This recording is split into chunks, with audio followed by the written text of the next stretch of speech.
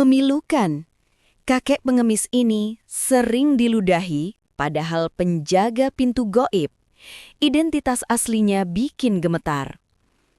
Sebelum hanyut dalam cerita ini, mari kita hiasi kolom komentar dengan lantunan sholawat. Semoga ini menjadi saksi dan syafaat yang menyelamatkan kita di hari pembalasan kelak. Assalamualaikum warahmatullahi wabarakatuh. Selamat datang kembali sahabat tutur legenda. Semoga hari ini kita semua senantiasa berada dalam lindungan Allah, dijauhkan dari mara bahaya, dan diberkahi dengan hati yang lembut untuk selalu memuliakan sesama manusia. Sahabat, pernahkah Anda melihat seseorang yang begitu hina di mata dunia, namun ternyata ia memegang kunci rahasia langit yang amat berat? Seringkali mata kita tertipu oleh pakaian yang compang-camping, oleh aroma tubuh yang tak sedap, dan oleh status sosial yang rendah. Kita lupa bahwa di balik debu jalanan yang menempel di wajah seorang pengemis, mungkin saja tersimpan cahaya kewalian atau tugas agung yang tak sanggup dipikul oleh bahu orang biasa. Seperti kisah yang akan kita bahas kali ini. Sebuah kisah yang akan membuat air mata Anda menetes karena haru, sekaligus membuat bulu kuduk Anda meremang karena ngeri. Di sudut pasar tua Desa Waringin, ada sesosok tubuh rentah yang nyaris tak pernah dianggap ada. Orang-orang memanggilnya kakek Sastro. Usianya mungkin sudah mendekati 1 abad. Tubuhnya bungkuk, kurus kering seperti ranting pohon jati yang mati. Kulitnya keriput, hitam terpanggang matahari, membungkus tulang-tulangnya yang menonjol tajam. Pakaiannya hanyalah lembaran kain lusuh yang sudah tak jelas lagi warnanya. Penuh tambalan dan lubang di sana-sini. Baunya apak, bercampur dengan aroma debu pasar yang menyengat. Setiap hari, kakek Sastro hanya duduk bersila di bawah pohon beringin besar di ujung pasar. Ia tidak pernah meminta-minta dengan suara lantang. Ia tidak pernah menjulurkan tangannya memaksa orang lewat untuk memberi uang receh. Ia hanya meletakkan sebuah batok kelapa kosong di depannya, lalu menundukkan kepala, membiarkan nasib yang berbicara. Jika ada yang memberi, ia hanya mengangguk pelan tanpa suara. Jika tidak ada, ia tetap diam, memutar tasbih kayu usang yang selalu digenggamnya di balik lengan baju yang sobek. Namun dunia ini kejam bagi mereka yang lemah. Di pasar itu ada seorang juragan tanah yang sangat kaya raya, namun berhati sekeras batu, bernama Juragan Barja. Juragan Barja adalah penguasa pasar. Ia memiliki puluhan kios, tanah berhektar-hektar, dan sifat sombong yang melangit. Bagi Juragan Barja, kemiskinan adalah penyakit menular yang menjijikkan. Suatu siang yang terik, debu beterbangan ditiup angin panas. Juragan Barja sedang berjalan memantau kios-kiosnya dengan sepatu kulit mengkilap yang harganya bisa untuk makan satu kampung. Langkahnya terhenti tepat di depan pohon beringin tempat kakek Sastro duduk.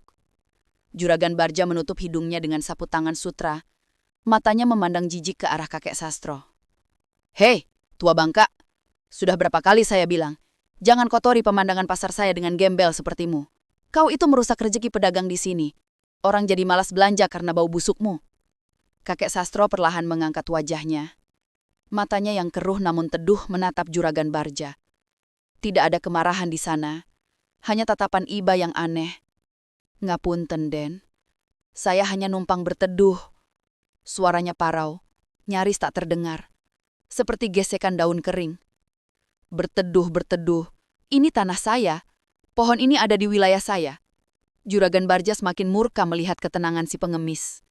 Tanpa ragu, ia meludah tepat ke arah wajah keriput kakek Sastro. "Cuy!" Ludah itu mengenai pipi kakek Sastro. Para pedagang dan pembeli di pasar terdiam. Hening seketika. Hati mereka teriris melihat perlakuan itu. Tapi tak ada yang berani melawan Juragan Barja. Kakek Sastro tidak membalas. Ia hanya mengusap pipinya perlahan dengan ujung kain lusuhnya, lalu kembali menunduk. "Moga-moga Gusti Allah ngampuni Aden," gumamnya lirih. Juragan Barja tertawa mengejek, lalu menendang batok kelapa kakek Sastro hingga terpental jauh. "Jangan bawa-bawa Tuhan. Kalau Tuhan sayang padamu, kau tidak akan jadi sampah seperti ini." Lalu berlalu pergi, meninggalkan kakek Sastro yang gemetar, bukan karena takut, tapi karena menahan beban rahasia yang ia jaga di tempat itu. Matahari mulai tergelincir ke barat, meninggalkan semburat jingga yang muram di langit desa Waringin. Pasar mulai sepi.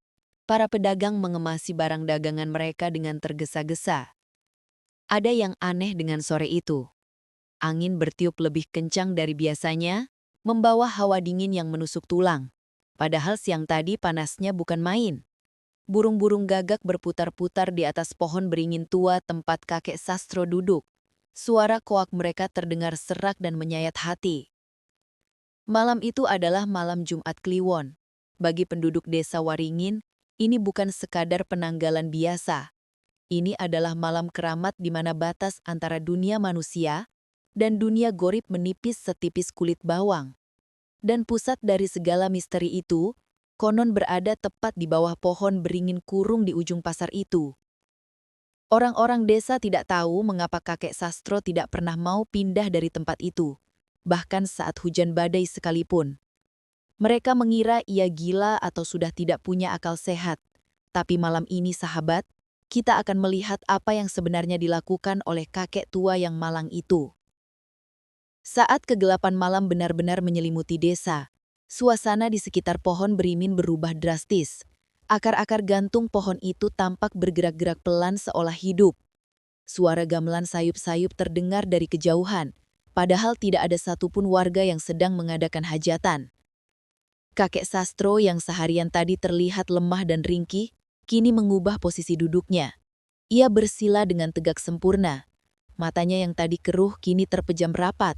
Mulutnya komat-kamit melafalkan mantra dalam bahasa Jawa kuno yang sangat halus. Tasbih di tangannya berputar semakin cepat. Keringat dingin sebesar biji jagung mulai berjucuran di dahinya. Wajahnya menegang, seolah sedang menahan sebuah pintu gerbang raksasa yang hendak jebol didorong oleh ribuan tangan tak kasat mata. Belum waktunya kalian keluar. Bisik kakek Sastro dengan suara yang berat dan berwibawa, sangat berbeda dengan suara parau pengemis di siang hari. Ternyata sahabat tutur kisah, pohon beringin itu bukanlah pohon biasa. Itu adalah pasak bumi, segel kuno yang menutupi sebuah lubang goib, sebuah gerbang menuju dimensi lain yang dihuni oleh entitas-entitas gelap yang kelaparan. Kakek Sastro bukanlah sekadar pengemis, ia adalah juru kunci, sang gembok hidup yang ditakdirkan untuk menjaga agar pintu itu tidak terbuka. Kemiskinan dan kehinaannya itu adalah bentuk tirakat, sebuah penyamaran sempurna untuk mengelabui mata manusia dan mata makhluk halus yang ingin mencelakainya. Namun konsentrasi kakek Sastro malam itu terganggu. Dari kejauhan terdengar deru mesin yang bising dan sorot lampu yang menyilaukan. Sebuah alat berat ekskavator, beko, berwarna kuning berjalan perlahan mendekati area pasar, dikawal oleh beberapa mobil mewah. Itu adalah rombongan Juragan Bardja. Rupanya keserakahan Juragan Bardja sudah tidak bisa ditunda lagi. Ia membawa para pekerjanya malam itu juga untuk meratakan area pohon beringin. Ia berencana membangun sebuah ruko modern di sana.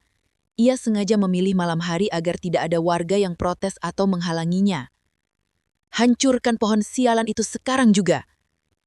teriak Juragan Bardja dari dalam mobilnya, sambil menghisap cerutu mahal.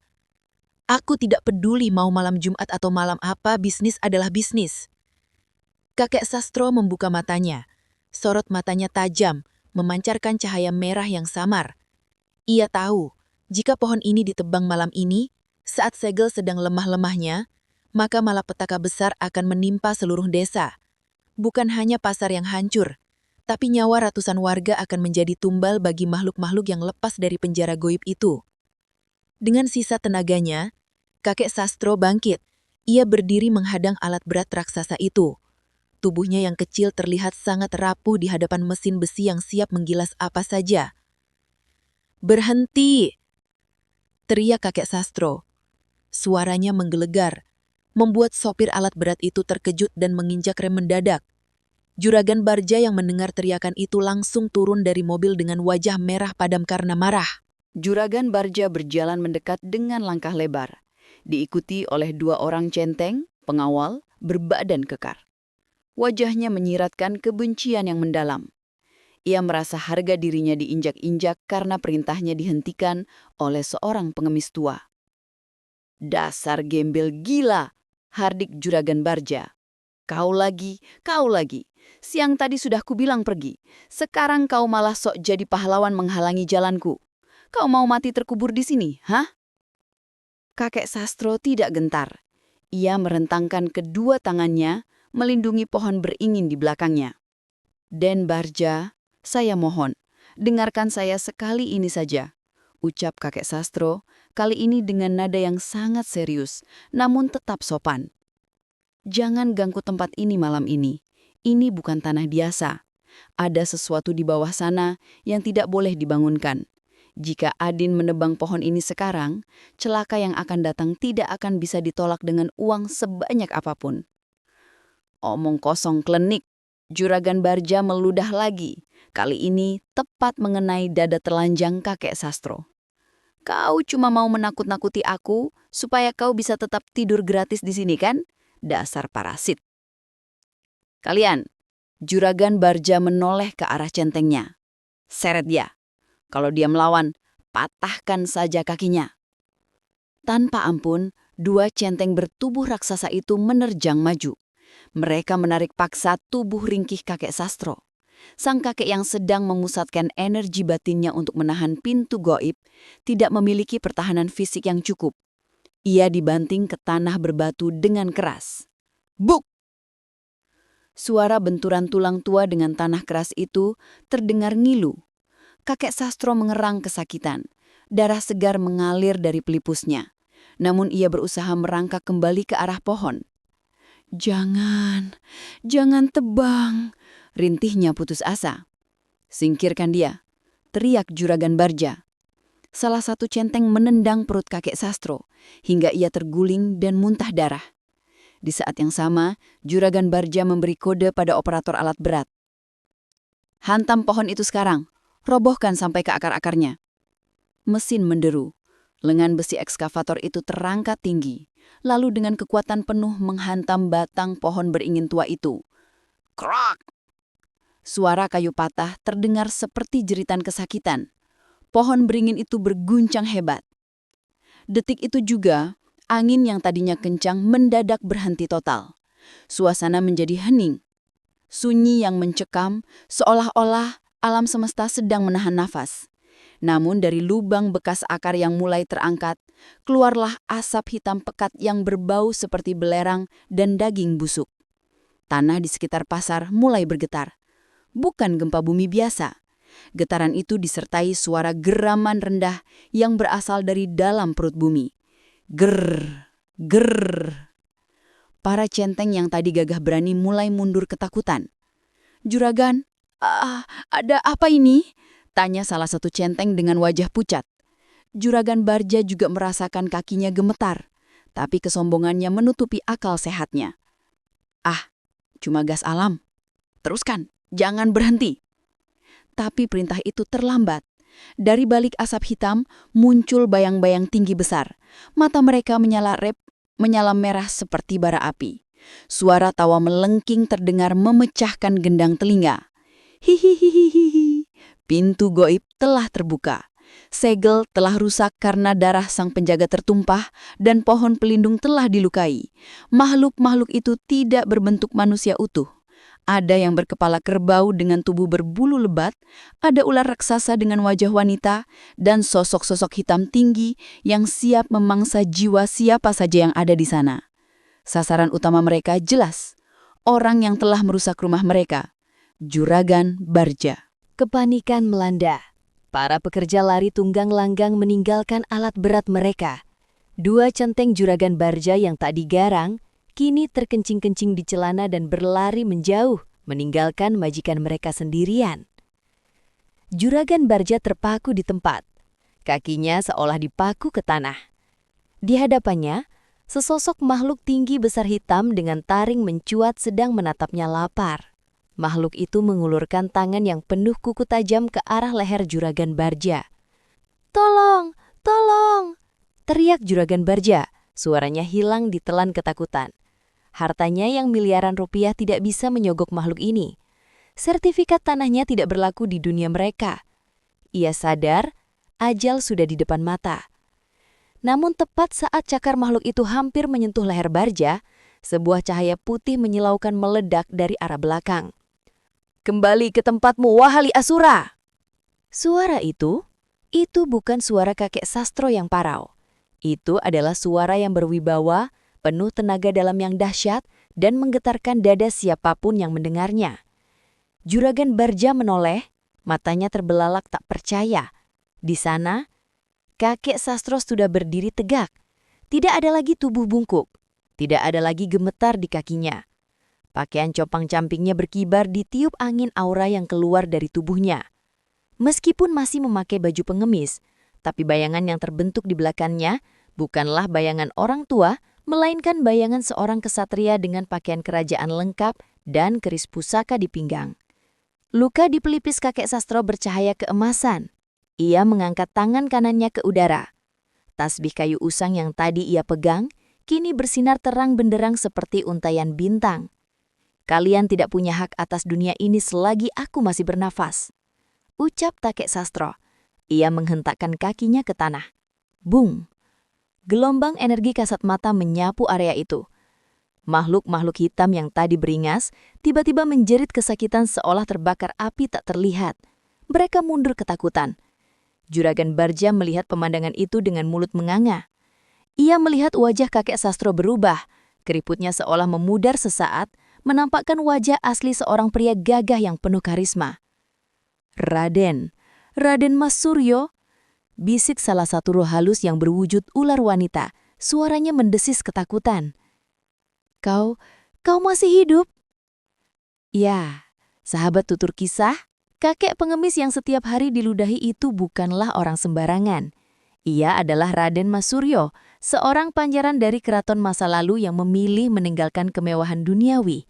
Ia melakukan tapang rame atau bertapa di tengah keramaian dengan menyamar sebagai pengemis hina demi menjalankan sumpah leluhurnya untuk menjaga pintu goib Waringin Gurung agar tidak mencelakai warga desa. Ratusan tahun ia menyembunyikan identitasnya. Ia rela dihina, rela kelaparan, rela dianggap sampah demi keselamatan orang-orang yang bahkan tidak peduli padanya. Dan malam ini, demi menyelamatkan nyawa orang yang meludahinya, ia terpaksa membongkar penyamarannya.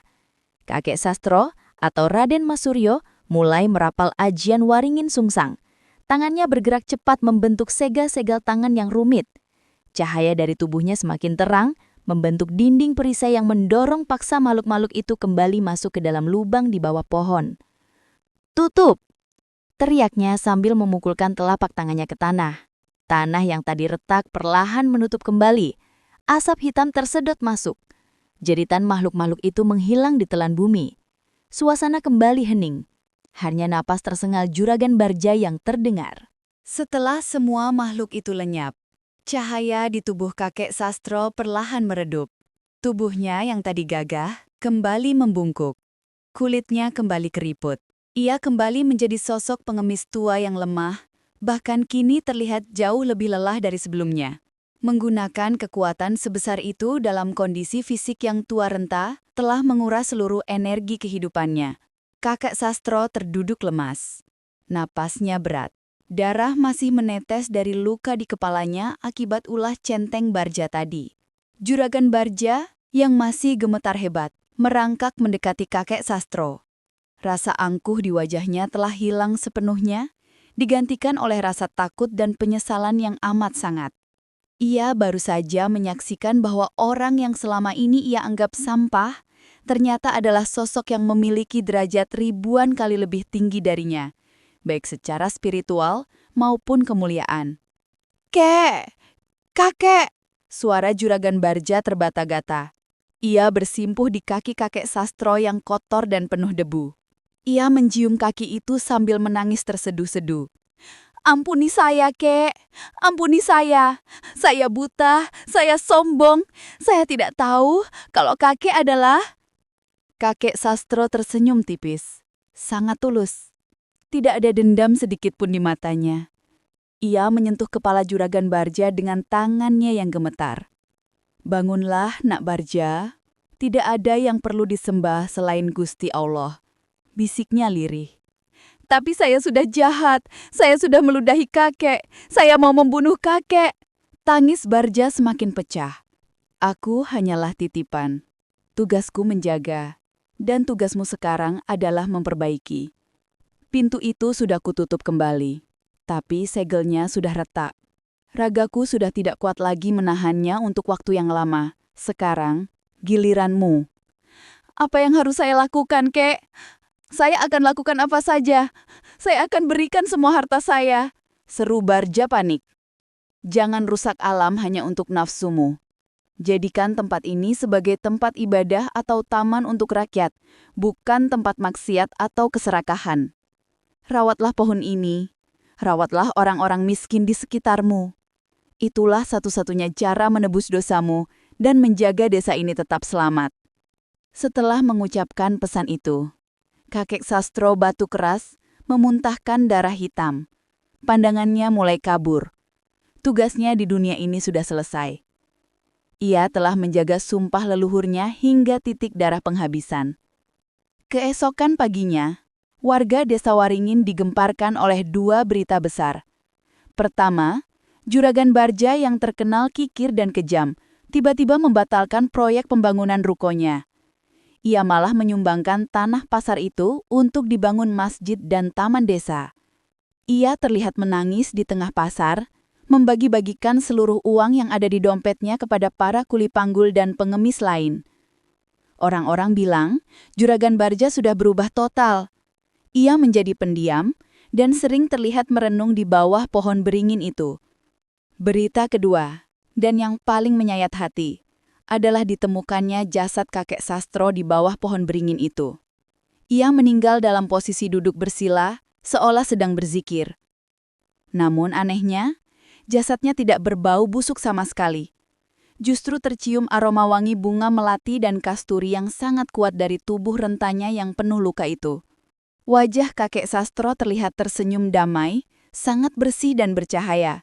Berbeda jauh dengan wajah kusamnya semasa hidup. Sahabat tutur legenda. Kematian kakek sastro atau Raden Mas Suryo menjadi tamparan keras bagi seluruh warga desa, terutama Juragan Bardja. Saat jasadnya dimandikan, warga terkejut melihat punggung kakek itu penuh dengan bekas luka cambukan lama dan tato ajah kuno yang menandakan bahwa ia adalah seorang abdi dalam keraton tingkat tinggi yang memilih jalan sunyi. Orang yang selama ini mereka jijikan, mereka hindari, dan mereka biarkan kelaparan, ternyata adalah paku bumi yang membuat mereka bisa tidur nyenyak setiap malam, terlindung dari gangguan gaib. Juragan Bardja menghabiskan sisa hidupnya untuk merawat makam kakek sastro yang kini dikeramatkan. Konon, harta Juragan Bardja habis bukan karena bangkrut, tapi karena ia habiskan untuk bersedekah, sesuai wasiat sang penjaga. Meski ia jatuh miskin secara harta, namun wajahnya kini terlihat lebih tenang dan bahagia daripada saat ia menjadi orang kaya yang sombong. Ia akhirnya mengerti bahwa kekayaan sejati bukanlah apa yang ada di saku, melainkan apa yang ada di hati. Kisah ini mengajarkan kita sebuah pelajaran mahal. Jangan pernah menilai buku dari sampulnya, dan jangan pernah merendahkan seseorang hanya karena ia terlihat lemah. Kita tidak pernah tahu, bisa jadi orang yang kita remehkan hari ini adalah orang yang doanya paling didengar oleh langit. Bisa jadi pengemis yang kita usir itu adalah malaikat atau wali yang sedang menyamar untuk menguji keimanan kita. Allah menyembunyikan 3 hal dalam 3 hal. Ridhonya dalam ketaatan, sekecil apapun. Murkanya dalam maksiat, sekecil apapun. Dan walinya atau kekasihnya di antara hamba-hambanya. Maka muliakanlah siapa saja yang kita temui. Karena boleh jadi di balik baju lusuh itu terdapat jiwa yang agung. Nah, sahabat tutur legenda, bagaimana menurut kalian tentang tindakan Juragan Bardja di akhir hayatnya? Apakah taubatnya diterima? Dan pernahkah kalian bertemu sosok misterius seperti kakek sastro di kehidupan nyata? Tulis pengalaman dan pendapat kalian di kolom komentar ya, sahabat. Jangan lupa like dan bagikan kisah ini agar menjadi pengingat bagi teman-teman dan keluarga kita untuk selalu rendah hati. Sampai jumpa di kisah penuh hikmah selanjutnya. Wassalamualaikum warahmatullahi wabarakatuh.